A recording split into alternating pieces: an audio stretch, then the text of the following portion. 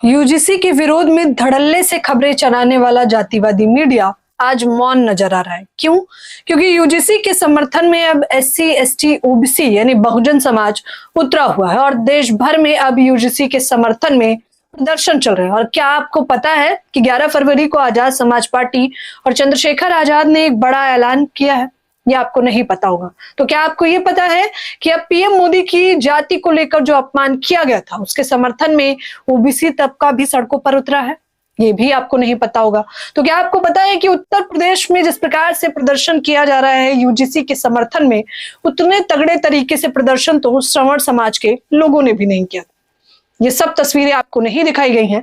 तो चलिए मैं आपको सिलसिलेवार तरीके से खबर भी बताऊंगी और तस्वीरें भी दिखाऊंगी। बस आपसे अनुरोध है कि आप हमारे चैनल हिंद समाचार को सब्सक्राइब और शेयर करना ना भूलें। चलिए शुरुआत से बताते हैं।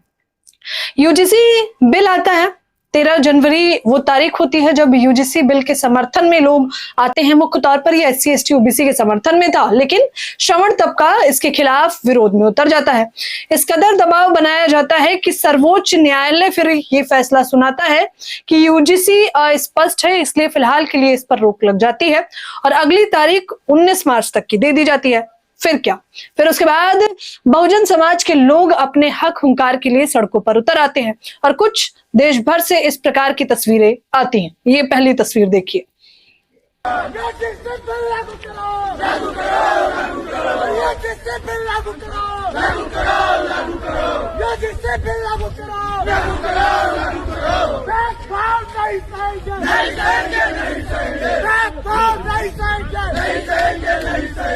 तो इस तस्वीर में आप मुख्य तौर पर देख सकते हैं कि यूजीसी के समर्थन में नारे लगाए जा रहे हैं और इसको लेकर पीके मौर्य लिखते हैं कि सुप्रीम कोर्ट द्वारा रोक लगाए जाने के विरोध में गोरखपुर में विश्वविद्यालय में प्रदर्शन। बड़ी संख्या में एससी, एसटी और ओबीसी समाज के छात्र सड़कों पर उतर आया। सामाजिक न्याय, समानता और अधिकारों की लड़ाई जिंदाबाद, वी सपोर्ट यूजीसी। यूजीसी मुख्य तौर पर मैंने आपको बार बार बताया है, लगातार बताया है कि ये एससी, एसटी, ओबीसी के समर्थन में उनके साथ जो अब तक जाति भेदभाव किया आ रहा था, सर्वोच्च न्यायालय से लेकर किसी भी सरकारी और प्राइवेट संस्थानों तक में, ये उसको खत्म करने के लिए लाया गया था। न जाने श्रवण तबके को क्या कुछ समझ आता है और वो अपने हिसाब से एक विचारधारा बनाकर इसका विरोध करता है। वो जो तथ्य आधार दे रहे थे वो शायद बहुजन समाज के समझ से परे थे। ये तस्वीर देखिए। अब हम आपको दूसरी वो तस्वीर दिखाएंगे जहां पर पीएम मोदी की जाति को लेकर श्रवण तबका जो विरोध कर रहा था उसने पीएम मोदी को किस प्रकार से अपमानित किया। देखिए।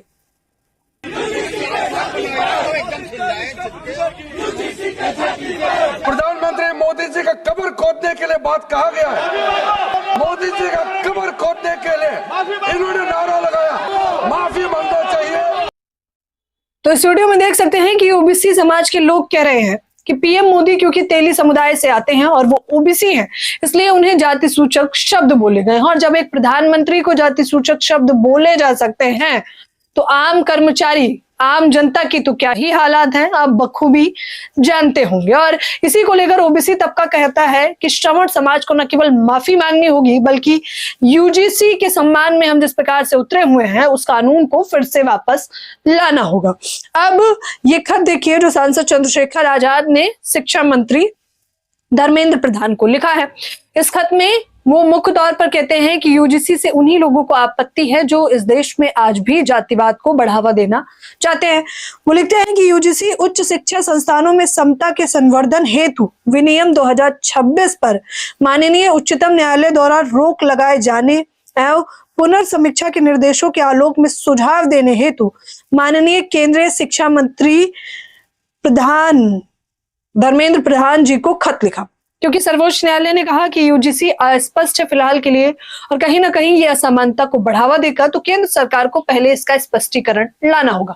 इसके बाद चंद्रशेखर आजाद ने कहा था, उन्होंने कहा कि मुख्य तौर पर यूजीसी को अगर बेहतर तरीके से लाया जाता और उसका स्पष्टीकरण सटीक तरीके से दिया जाता और श्रवण समुदाय को ये समझाया जाता कि आपके विरोध में नहीं है बल्कि ये घोर जातिवादी लोगों के विरोध में है, तो शायद देश भर में आंदोलन नहीं होता।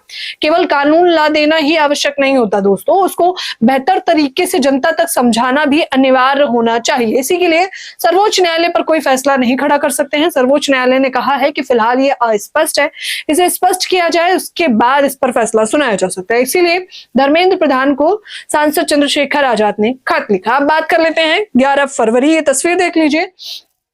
ये आजाद समाज पार्टी के नेता हिमांशु वाल्मीकि इस तस्वीर को साझा करते हैं। इन तस्वीरों में आप देख सकते हैं, वो लिखते हैं कि दिल्ली में दिनांक 11/2026 को जंतर मंतर होने वाले महाआंदोलन पर प्रेस वार्ता की गई।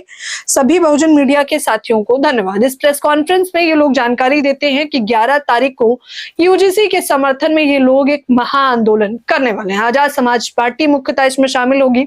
सांसद चंद्रशेखर आजाद भी आने वाले हैं। ऐसी तमाम खबरें, अटकलें लगाई जा रही हैं। और सिर्फ यही नहीं, एक ये तस्वीर भी देख लीजिए। सिर्फ एक जगह आंदोलन नहीं है, बार बार लगातार कई अन्य जगहों पर आंदोलन करके सरकार को और सर्वोच्च न्यायालय में ये पहुंचाने का प्रयास किया जा रहा है कि जिस के समर्थन में आप वो बिल लेके आए थे वो तब का मौन था। तो इसका मतलब ये नहीं कि उनके साथ जाति भेदभाव नहीं होता, उनके साथ भी जाति भेदभाव होता है, बशर्त है कि आप वो अपनी आवाज को बुलंद तरीके से उठा रहे हैं। हालांकि इन तस्वीरों के बारे में, इन प्रतिक्रियाओं के बारे में मुझे आप लोग भी अपनी राय जरूर दें। धन्यवाद।